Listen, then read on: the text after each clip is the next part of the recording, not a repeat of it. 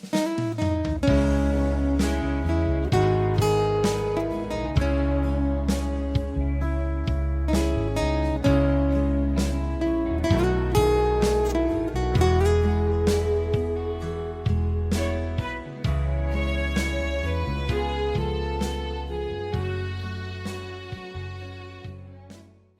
ะเป็นการสวดมาติกาบังสุขุลและสวดพระพิธรรมพระพิธรรม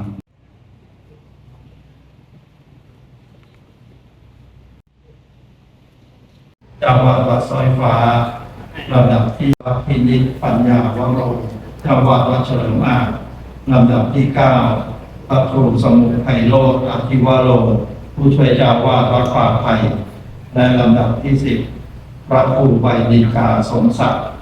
พัทธปัญโยเจ้าวาดวัดแก้วพฤกษาราม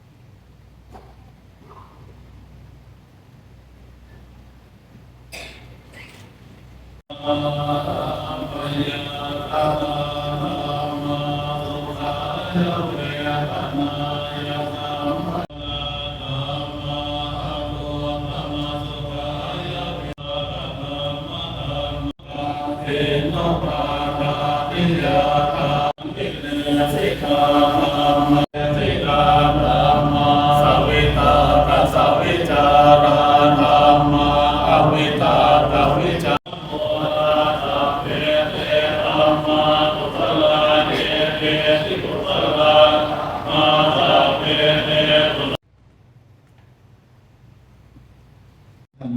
ถวายเครื่องไตรธรรม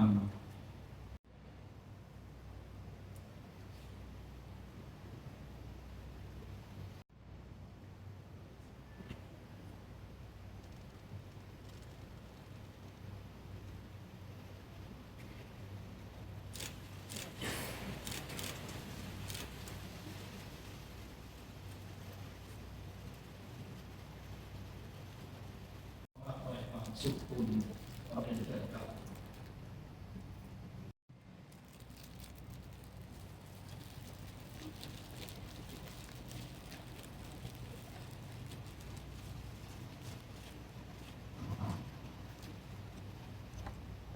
สัมภาระอุปาทวยธรรมิโนอุปาชิตวานิโรจันติเตสังอุปสัมโมสุโข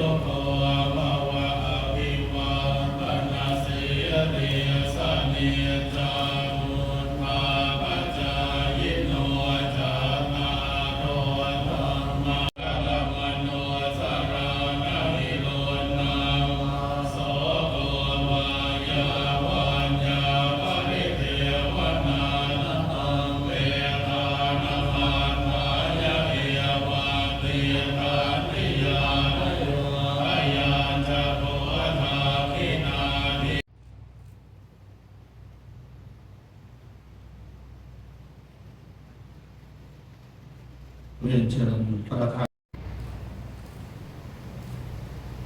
เป็นการเสร็จพิธี